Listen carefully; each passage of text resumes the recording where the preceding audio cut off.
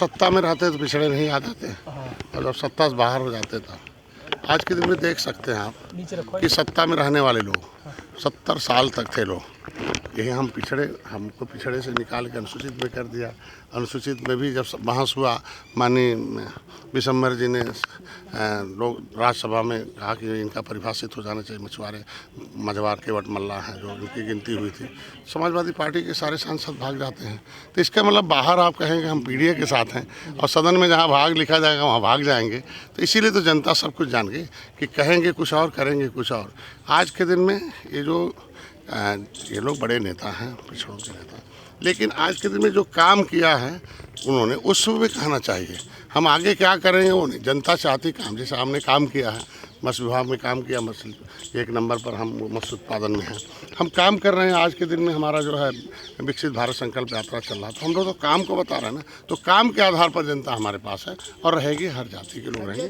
जिस तरीके से है देश में कानून बनना चाहिए, धर्म के खिलाफ बोलने वालों को इस कड़ी सजा, उसकी सजा तो जनता खुद ही देगी 2024 में। देखिए कैसे उल्टी गिनती शुरू है इस तरीके के बोलने वालों को।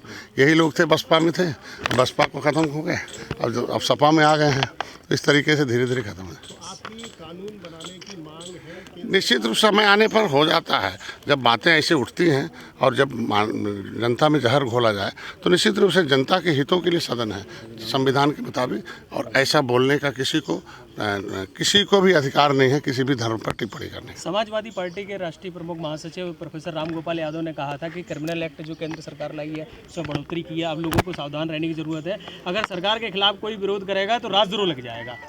ऐसा नहीं है, आपने देखा होगा कि पहले यही कानून था, यही एजेंसी थी, पहले लोगों को संरक्षण मिलता था, अब लोगों की सज़ा हो रही है, कई हजार लोगों को सज़ा हुई है। इसके मतलब लोग अन्याय करने वाले जेल में हैं और न्याय पाने वाले लोग खुश हैं, इसलिए हमारे साथ हैं। और ज़रूरत पड़ने पर संविधान में जगह दी गई है कि जनता के हितों की रक्षा के लिए कोई कानून बनाया जाए। आज के दिन में धारा 370 ही था ना, किस तरीके से हिंदू मुसलमान दंगा हो रहा था, जब कानून बदला तो देखो कैसे शांति है, राम मंदिर बन गया कैसे शांति आज के दिन में। तो ढेर सारे ऐसे ऐतिहासिक काम हो रहे हैं जिससे शांति हो रही है, वो भी कानून जरूरी है और कानून में बदलाव भी जरूरी है, इसीलिए संविधान में जगह है। सीपीएम के नेता सीताराम येचुरी ने कहा है कि हमें बुलाया जरूर गया है अयोध्या में उद्घाटन पे, लेकिन हम जाएंगे नहीं क्योंकि ये लोग धर्म को सही से समझते नहीं है।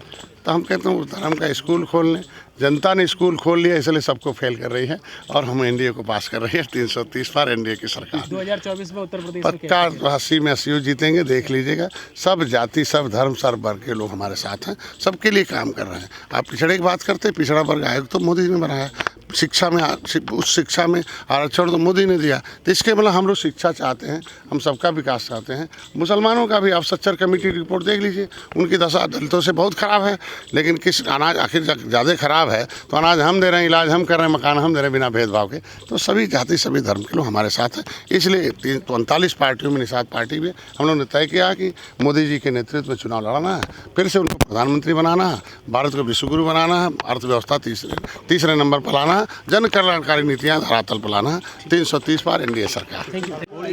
नदियों के किनारे रहने वाले मत्स्य पालकों की चिंता की, और आज का ये रिवर रंचिंग कार्यक्रम है और हम लोग नदियों में हर नदियों में मछली डाल रहे हैं। इससे एक तो रोजगार का साधन, प्रोटीन युक्त भोजन, और हमारे पास लोगों को जिस तरीके से नदियों के किनारे रहने वाले कोई भी हो, उससे नदियों की सफाई भी होगी और इस पर निर्भर रहने वाले लोगों को आत्मनिर्भरता बढ़ेगी। स्वामी प्रसाद मौर्य ने एक बयान दिया है हिंदू धर्म को लेकर, उस बयान को किस तरीके से देखते हैं आप?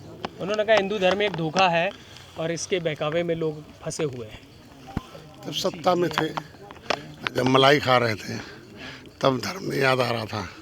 अब मलाई से हट गए हैं, जब सत्ता में थे, चाहे वो बसपा में रहे हों और चाहे भाजपा में रहे हों, तो सत्ता में रहे तब सब धर्म याद आ रहा था, अब सत्ता से बाहर हो गया।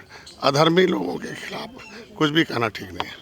लेकिन एक तरफ अखिलेश यादव तो ब्राह्मण महासभा आयोजित करते हैं और दूसरी तरफ इस तरीके के बयान अगर उनके नेता देते हैं तो क्या लग रहा है?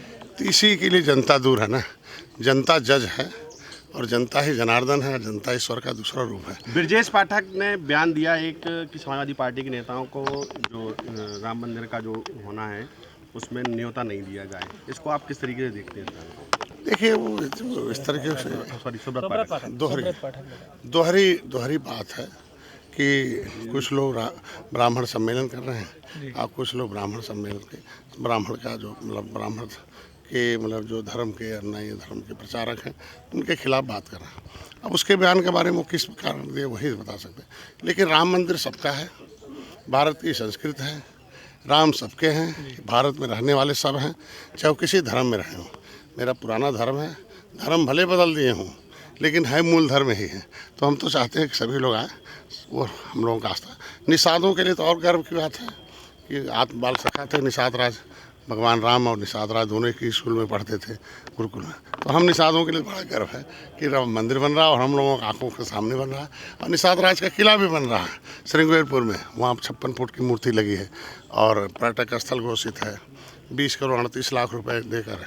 और मछुआरों के लिए देखिए बहुत नीतियाँ बनाई, प्रधानमंत्री संपदा योजना, निषाद राज बोट योजना, मुख्यमंत्री संपदा योजना, आज के दिन मछुआ दुर्घटना बीमा, किसान क्रेडिट कार्ड है, मछुआ कल्याण कोष है। तो ये सारे नीति बनाकर मछुआरों को भी सब आगे बढ़ाया जा रहा है। तो आज के दिन में हर धर्म भी, भारतीय संस्कृति भी बढ़ रही है, इनके रोजगार भी बढ़ रहे हैं और इनका सम्मान भी बढ़ रहा है।